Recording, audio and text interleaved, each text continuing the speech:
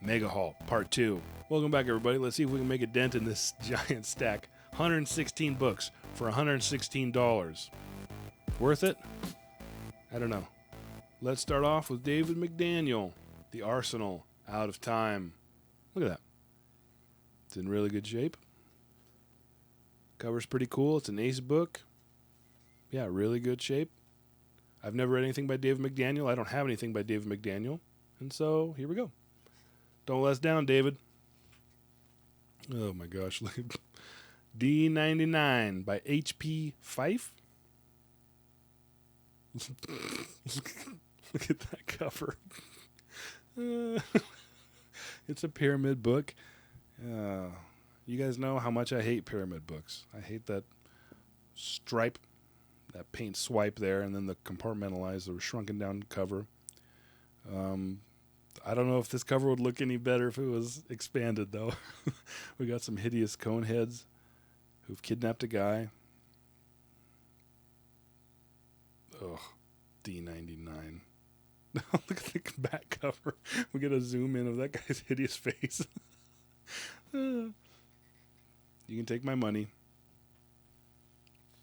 Next up, we got Bunduki by J.T. Edson. Bunduki. Looks like a kind of a Tarzan-esque, Edgar Rice Burroughs-esque type character.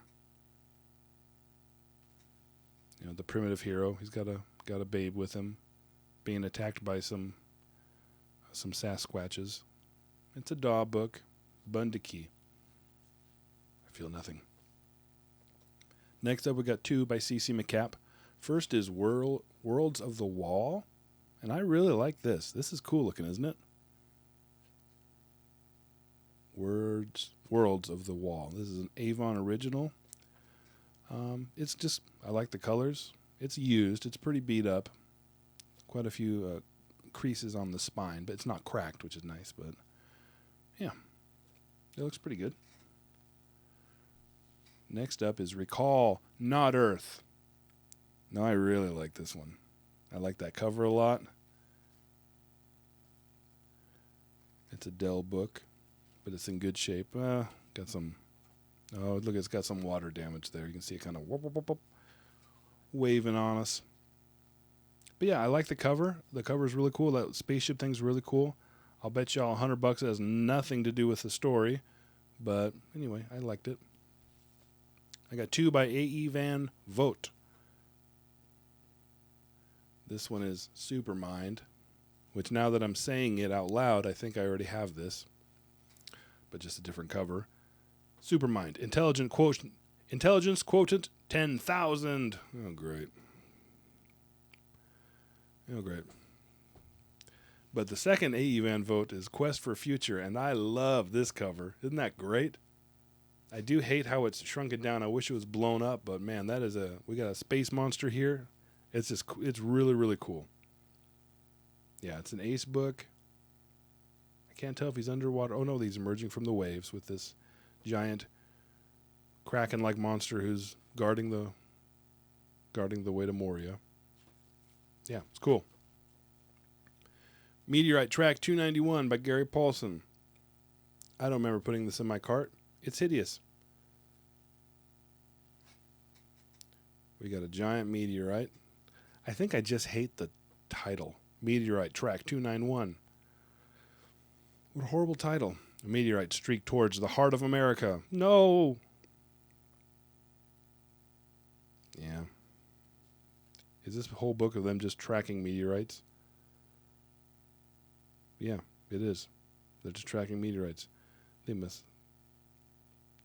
says they must silence Foreman before the whole world is blasted to smithereens. Oh, whatever. Let me know if that's good. Has anybody read that? Let me know if it's good. Next, I have two by C.M. Kornbluth, and I really like Kornbluth's writing style. This first one is The Space Merchants. Or no, it's The Explorers. I was just reading off the back. The Explorers. But it's a Ballantine book, and it's in really good shape. It's really good condition. Yeah, it looks almost brand new. I'm excited about this one. And next is another C.M. Kornbluth, but it's a collection of his works. The Marching Morons. I love the title. It's So condescending. This guy's used. He's kind of beat up a bit, but yeah. It's a Ballantine book. I like it, though. I like Kornbluth. He's really interesting. Next up, we have 3 by John Brunner. Or no, 5 by John Brunner. John Brunner, again, I have quite a bit of John Brunner, but I've never read anything of his yet.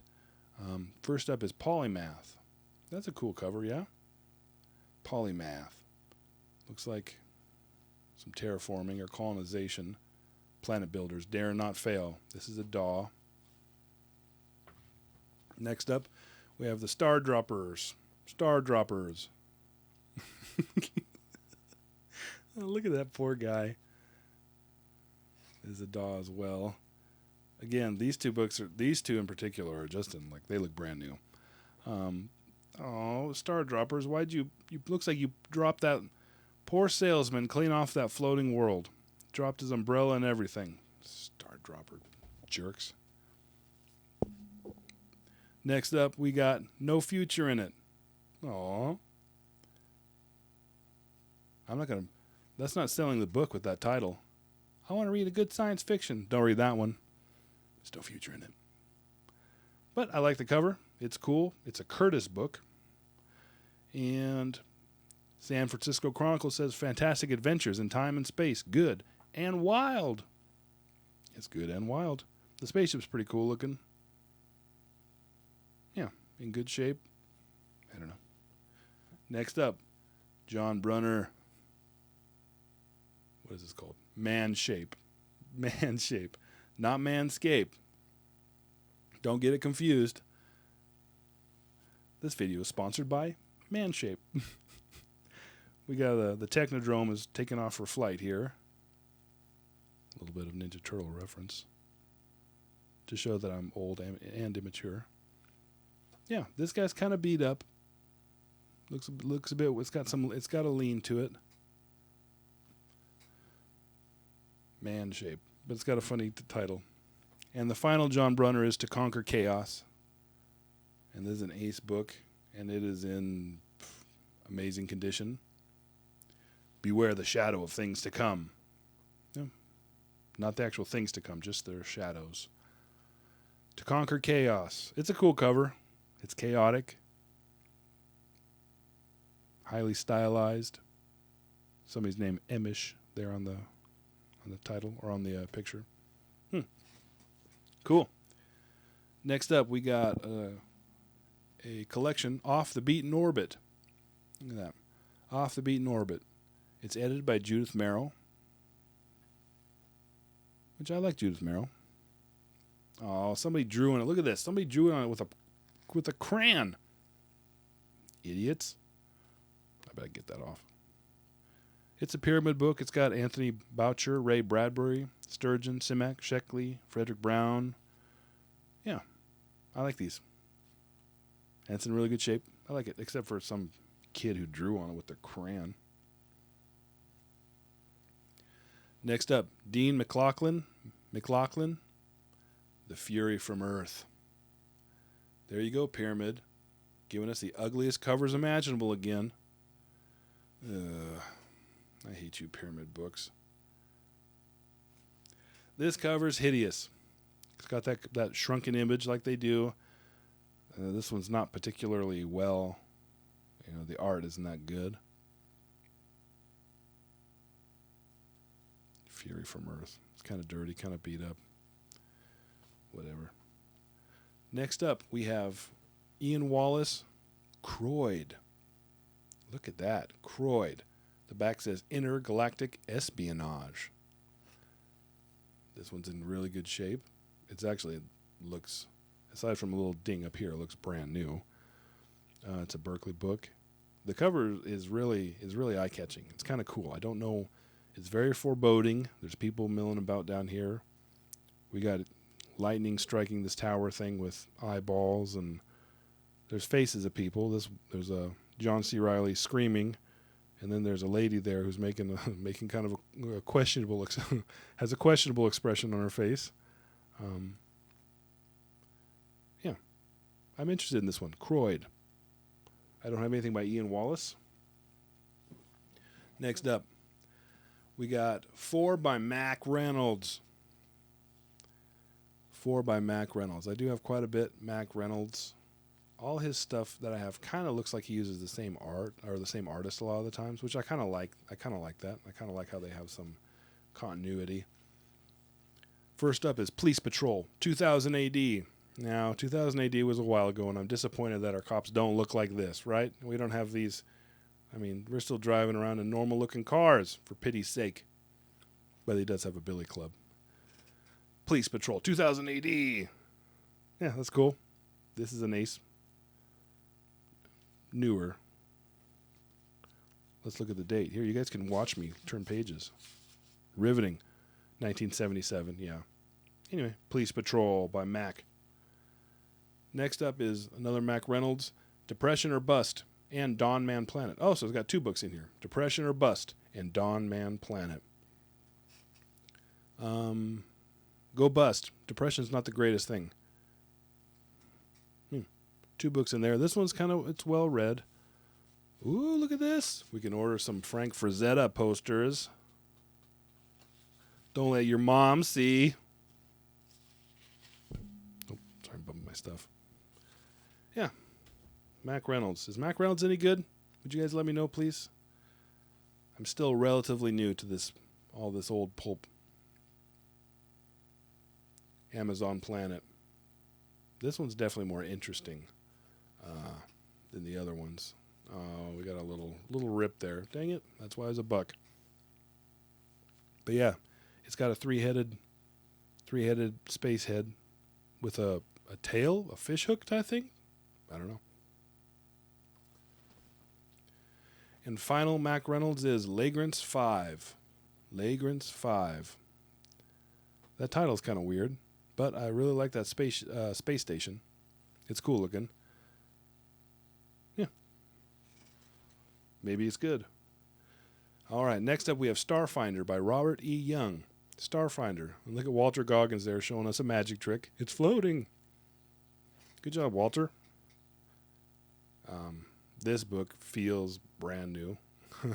It's a pocket science fiction. Yeah, it's interesting. This guy's doing magic. Oh, he's got the pirate shirt from Seinfeld on.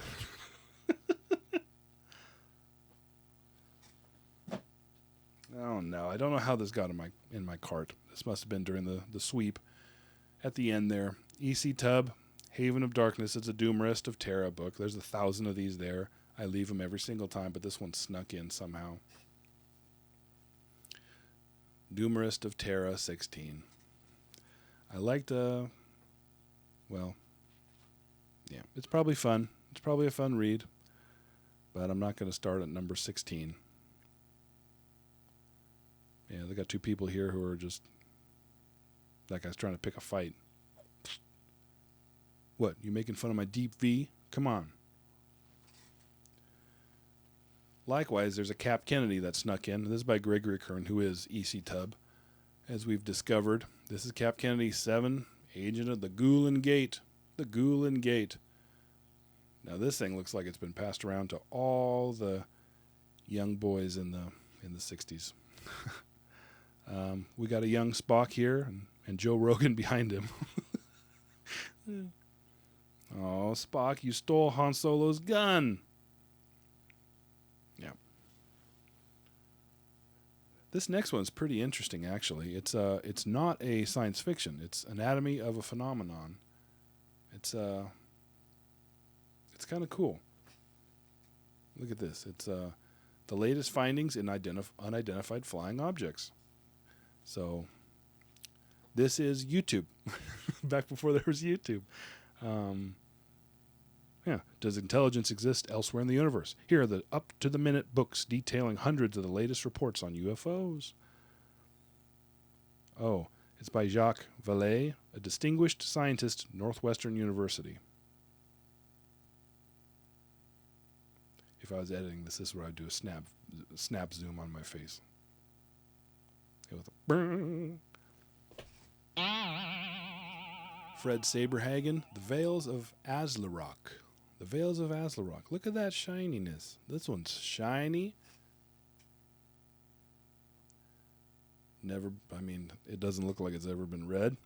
And the cover is really cool. We got some really tall pyramids with a guy in a space tank who's getting out to look at that dark shadow there, or, take a whiz. It's an A science fiction. It's newer than my normal stuff, but it was $1, 1978. It's not that new. Yeah, it's kind of cool. The Veils of Azlarock.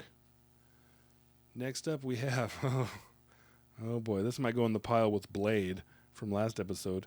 Kandar. This is by Kenneth Bulmer. Kandar. Definitely not Conan. It's not Conan. Kandar. You say it right. It's not Kothar. Kandar.